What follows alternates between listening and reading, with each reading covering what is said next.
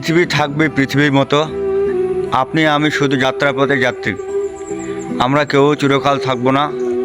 আসার সময় কিছু আনেনি, যাওয়ার সময় কিছু নিয়ে যেতে পারবো না।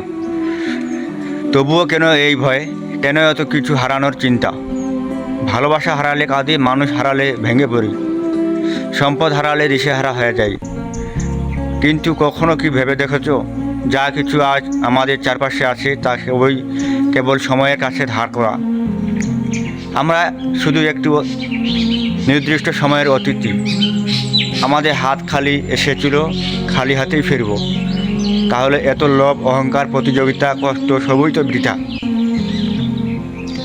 হারাবার ভয় নয়, প্রশান্তিতে বাঁচার চেষ্টায় হোক জীবন।